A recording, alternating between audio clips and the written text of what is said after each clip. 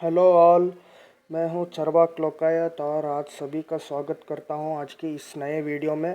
दोस्तों, बहुत दिन हो गए हैं मेरे को वीडियो बनाए हुए, लेकिन क्या करूं, जैसे मैंने बताया मेरे कुछ पर्सनल इश्यूज थे। लेकिन हाँ, आज का वीडियो जो है एक धमाकेदार टॉपिक पे है और उस टॉपिक का नाम है कल्प विग्रह डिबंक्ड। अब कल्प विग्रह क्या है? ये एक ऐसा सोशल मीडिया पोस्ट है जो सब जगह वायरल हुआ है, लोग लाइक कर रहे हैं, लोग एकदम पागल हो गए और ये तक बोल दी हिंदुइज्म ओल्डेस्ट रिलीजन है, सनातन धर्म सबसे पुराना है, पता नहीं क्या क्या क्या। ठीक है, तो आज हम इसकी एक फैक्ट चेकिंग करेंगे, हम थोड़ा क्लोजली एनालाइज करेंगे और देखेंगे कि इसमें कितनी सच्चाई है। हालांकि हो सकता है बहुत सारे लोगों ने वीडियो बनाए भी हों या इसको डिबंक भी किए हो, लेकिन फिर भी ये जानना ज़रूरी है कि लोगों तक बातें क्यों नहीं पहुंच रही है। और ये वीडियो का एक और पर्पस है कि आप इस वीडियो को ज़्यादा से ज़्यादा लाइक करें, शेयर करें, चैनल सब्सक्राइब करें, बेल आइकन भी दबाएं और जहां कहीं पर भी कल्प विग्रह के ऊपर चर्चा है वहां पे ये वीडियो लिंक ज़रूर पोस्ट कीजिएगा। तो चलिए शुरू हो जाते हैं। तो ये है के मोहम्मद। ये वही के मोहम्मद है जिनको बाबरी मस्जिद और राम मंदिर के आर्कियोलॉजी को लेके बहुत बड़ा फेम मिला था। अब ये क्या लिखते हैं, इनके नाम पे एक अकाउंट शायद होगा, लेकिन अभी आपको ये नहीं पता चलेगा, लेकिन देख लीजिए ये आईडी क्या बोल रहा है। कल्प विग्रह इज ओल्डेस्ट डिस्कवर्ड, और क्या बोल रहे हैं, university of California radiation laboratory ने जो है बर्कली ने कार्बन डेटिंग कर दिया और क्या बोलते हैं 28,450 ईयर्स ओल्ड है। मतलब कलयुग नहीं, द्वापर युग का ये है। और बोल दिए कि ग्रीस, मेसोपोटामिया, मोहनजोदारो, इजिप्ट सबसे पुराना है। वाह रे भैया, गजब के आर्कियोलॉजिस्ट निकले ये तो। खैर, मुझे नहीं पता ये उनका जेन्युइन अकाउंट है या फेक अकाउंट है, क्योंकि मैं अभी इनका आईडी सर्च किया ट्विटर में, मेरे को ट्विटर पे तो इनका आईडी नहीं मिला। लेकिन हाँ, ये पोस्ट ज़रूर का फोटो ज़रूर मिला जो सर्कुलेट हुआ था 2 दिन पहले, एटलीस्ट 2-3 दिन पहले। तो यहाँ पे मैं खुद थोड़ा अचंभे में रह गया कि सही में इन्होंने आर्कियोलॉजी भी पढ़ा है कि नहीं पढ़ा है। खैर कोई बात नहीं, बाबरी मस्जिद पे और राम मंदिर पे इन्होंने जो भी आर्कियोलॉजी किया उसके बेसिस पे राम मंदिर बन ही रहा है, वहाँ पे कोई इशू नहीं है। लेकिन हाँ, इस पोस्ट में तो बहुत सारे इशू है। नंबर 1, इन्होंने official university of California Berkeley को टैग करना भूल गए। अब इतना सेंसेशनल न्यूज़ में कैसे आप ऑफिशियल अकाउंट को टैग नहीं किए? अब देखिए, ऑनलाइन में अगर आप सर्च करेंगे, एक सर्च मारेंगे कल्प विग्रह, आपको इतने सारे फेसबुक अकाउंट, ट्विटर अकाउंट, पता नहीं कहाँ कहाँ से आपको मिलने शुरू हो जाएंगे और बस एक ही रट्टू तोते की तरह रट्टे जा रहे हैं, सेम चीज़। लेकिन कुछ बेसिक चीज़ को ये इग्नोर कर रहे हैं जानबूझ करके। बाकी सारे चीज़ें बोल रहे हैं, लेकिन कुछ इंपॉर्टेंट चीज़ें जो मैं इस वीडियो में बताने वाला हूँ वो चीज़ को क्लियरली छिपा दे रहे हैं और बाद में आपको परोस रहे हैं। तो जब आप उन चीज़ों को फैक्टर में लेंगे तो ये क्लियर हो जाएगा कि ये फेक न्यूज़ है।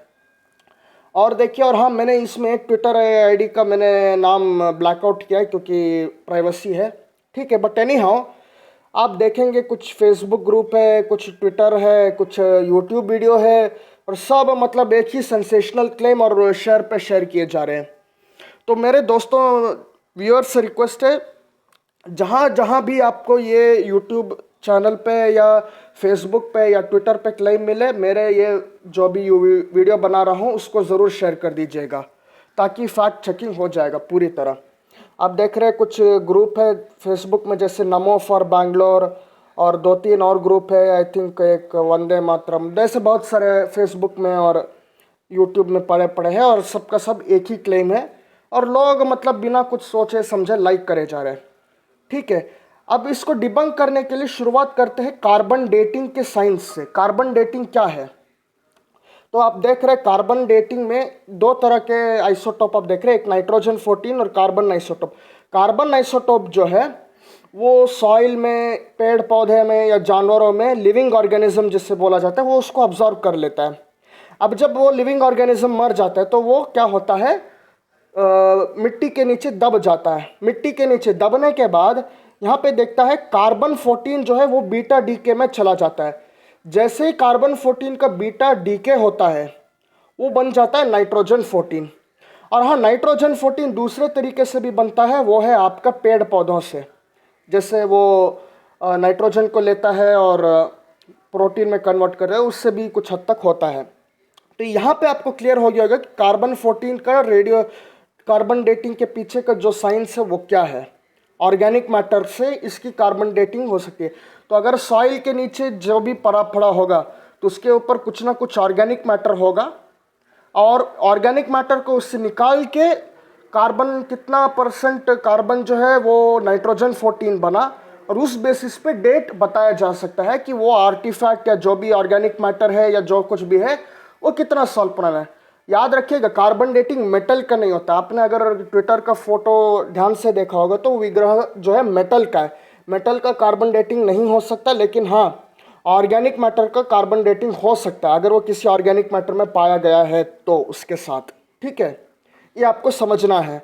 और ये काम कैसे करते हैं ये आपने यहाँ पे देखा होगा इस तस्वीर में, जो पूरी तरह क्लियर कर देगा आपको कि इसके पीछे का साइंस क्या है और ये किस तरह से काम करते हैं।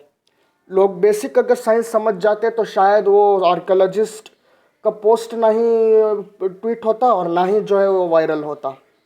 एनी हाउ, नेक्स्ट मैं दिखाता हूँ कि कौन कौन से डेटेबल मटेरियल होते हैं कार्बन डेटिंग के लिए। तो कार्बन 14 डेटेबल मटेरियल्स। और हाँ, मैं अपने जो भी रिसर्च किया हूँ, जो भी देखा हूँ, मैं उसका नॉन मार्क्सिस्ट और नॉन हिंदुत्व दोनों से हट के मैं आप सबको एक लिंक शेयर करूँगा जो साइंस बेस्ड है पूरी तरह। ठीक है, not all material can be radio carbon dated if not all organic compounds can be dated. ठीक है, sample that have been radio carbon dated since exception of method ये होता है charcoal, wood, twig, seeds, bones, shells, peat, lake mud, soil, hair, pottery, pollen, wall painting, corals, blood residues, fabrics, resins and water among other. क्योंकि इन सब में organic matter पाया गया है साथ में। अब क्योंकि साथ में ऑर्गेनिक मैटर पाया गया तो ये इजी होता है कार्बन डेटिंग के लिए। लेकिन ऑर्गेनिक मैटर नहीं पाएगा और इनऑर्गेनिक मैटर है तो डेटिंग मुश्किल है। और इससे भी आप एक चीज़ समझ सकते हैं कि अगर हमें अपना फ्रिज घर का 5,000 फुट की नीचे धरती के अंदर डाल दूं और एक हफ्ते तक रख दो और मैं बोलूँ धरती खोदो और फ्रिज को निकाला जाए, तो इसका मतलब ये थोड़ी हो गया कि जो फ्रिज है वो 5,000 साल पुराना है। हो सकता है स्टैचू के साथ भी यही हुआ हो कि उसको किसी ऐसे ऑर्गेनिक मैटर में दफनाया गया था जो कि बहुत पुराना है। इसका मतलब ये थोड़ी है कि जो स्टैचू है वो मतलब 28,000 ईयर ओल्ड हो जाता है। नहीं, स्टैचू का डेटिंग 28,000 ईयर ओल्ड नहीं है। स्टैचू में जो ऑर्गेनिक मैटर पाएगा वो 28,000 ईयर ओल्ड है। और ये स्टैचू जिस तरह से देखा जा सकता है, आई थिंक 1500 ईयर्स या पिछले 1000 साल में ये बना होगा। और इसको किसी ऐसे जगह या ऐसे ऑर्गेनिक मैटर में रखा होगा जो शायद उस टाइम को बिलोंग करता है। लेकिन इसका मतलब ये नहीं है कि ये स्टैचू का डेट वो हो जाता है। तो आप लोग समझ गए होंगे रेडियो कार्बन डेटिंग कैसे काम करता है। तो इससे एक चीज़ तो क्लियर हो गया कि कोई भी चीज़ जो है वो 28,000 ईयर हो ही नहीं सकता कार्बन डेटिंग से भी। अगर हम देखें तो साइंस को अगर हम सही से समझें तो उसका जो ऑर्गेनिक मैटर है वो पुराना है, ना कि मेटल का वो बना हुआ मूर्ति शायद रिसेंट है। अब हम देखते हैं मेटलर्जी, क्योंकि मूर्ति मेटल का बना है तो हमें ये भी जानना होगा मेटल का हिस्ट्री क्या है। Since man first discovered copper around 9000 BC, मतलब आज से लगभग 11,000 साल पहले कॉपर का मतलब डिस्कवरी हुआ था। और उसके बाद से मेटल बनने शुरू हुए कॉपर से। Native to many countries, study and knowledge of metallurgy has been fundamental to way humans have lived. और यहाँ पर एक और चीज़ पता चलता है, under a variety of conditions metallurgy has developed from an art to science. Our fascination with metals began with prehistoric man who began using a range of metal. और ये कैसे है, ये लगभग 11,000 साल पहले शुरू हुआ ये जो मेटलर्जी का जो चीज़ है। तो उससे पहले कैसे कोई मूर्ति बना लिया भाई 28,000 ईयर पुराना। हाँ, जबकि मेटलर्जी का अगर हम पढ़ते हैं ये वैसी बात हुई कि 28,000 ईयर बैक अगर थोड़ी देर के लिए मान भी ले कि सही से बना है, तो भाई 11,000 साल आते आते वो मेटलर्जी कैसे भूल गया, ये फिर सवाल उठता है। मतलब 28,000 ईयर्स बैक किसी ने मूर्ति बना लिया, मेटलर्जी का अच्छा नॉलेज था, लेकिन 11,000 साल आते आते उसको फिर से शुरुआत से शुरू करना पड़ रहा है कॉपर से। ये थोड़ा अजीब नहीं लगता है? ये तो एक तरह से डेवोल्यूशन हुआ, कोई हजम नहीं होता ये बात। मतलब 11,000 साल आते आते लोग भूल गए मेटल बनाना, लेकिन 28,000 ईयर साल पहले उनको पता था सब मेटल बना लिया एडवांस टेक्नोलॉजी से। गजब का है यार लॉजिक। तो इस लॉजिक से भी डिबंक हो सकता है कि भाई ये क्यों फेक न्यूज़ है। और 9000 BC ये सबको याद रखना होगा। और जो पहला मेटल यूज़ हुआ वो था आपका कॉपर, जिसको हम बोलते हैं चाल्कोलिथिक एज। ठीक है, अब यहाँ पे देखिएगा how metals were first discovered. The first recorded metals were those found in an unreacted state refer to as native metal, मतलब जिसमें कोई रिएक्शन नहीं हुआ है या जो एक नेचुरल तरीके से पाया जाता है। These metal could be mined and used without the need of more complicated extraction or separation from other metal. Most naturally occur as minerals and compound. Metallurgy as a science revolves around the extraction of metal from their naturally states. Native metals. Gold, silver and copper are all examples of native metals that occur naturally in the relatively pure state. Ancient man first found and began using native metal approximately 5000 BC, लीजिए आज से लगभग 7000 साल पहले। Over the next 2000 year leading up to bronze age, man mastered how to find, manipulate and use this native metal in better way and in a range of application. तो लगभग बोल सकते हैं 5000 साल आते आते मानव जो है वो मेटल का अच्छा नॉलेज रख लिया और उससे उपकरण एप्लीकेशन करने लगा, आइटम्स मटेरियल्स बनाने लगा, सोसाइटी बनने लगी, ट्रेड्स भी शुरू हो गए उससे। तो ये सारी चीज़ें होने लगी। ये हुआ लगभग 5000 साल आते आते। और 7000 साल पहले जैसे देखा था उन्होंने कैसे गोल्ड, सिल्वर और कॉपर को सही से माइन किया और उन्हें जानना और उसके ऊपर प्रयोग करना शुरू किया मानव सभ्यता उस टाइम का। तो हमारी सभ्यता भी विकसित हुई है, किसी ईश्वर या गॉड ने नहीं बनाया है। और हाँ, यहाँ से भी पूरी तरह वो भी क्लेम टूट जाता है जो बोला जाता है कि उतना पुराना है, क्योंकि उसके लिए मेटलर्जी का नॉलेज होना ज़रूरी है, ऐसी भी मूर्ति बनाना है तो। लेकिन मेटलर्जी का नॉलेज हमें 7000 साल से ज़्यादा पुराना नहीं मिल पाया है अब तक। ठीक है, और अगर कोई बोलता है कि हमने पा लिया 28,000 ईयर, तो फिर सवाल ये उठता है कि 11,000 साल आते आते इंसान बेवकूफ़ क्यों बन गया इतना कि उसको शुरुआत से शुरू करना पड़ा। कॉपर का देखा उसने और माइन करना पड़ा, ये बिगिनिंग से कैसे हो गया, वहाँ back to the beginning stage ये कैसे आ गया, ये फिर सवाल उठता है। तो ये चीज़ें पूरी तरह सामने आ जाती है कि हमारा समाज जो है कब से विकसित हुआ है। और यहाँ पे कुछ डेट्स आप देख सकते हैं। 9000 BC लगभग 11,000 साल पहले earliest reference of wrought native copper, copper का सबसे पहला इस्तेमाल ओल्डेस्ट जो मेटल यूज़ में मिला है वो है 9000 BC कॉपर का, वो भी मिडिल ईस्ट में। 5000 to 3000 BC जिसको बोला जाता है chalcolithic period, melting of copper, experimentation with smelting, इसका भी पहला डोमिनेंट लोकेशन था मिडिल ईस्ट।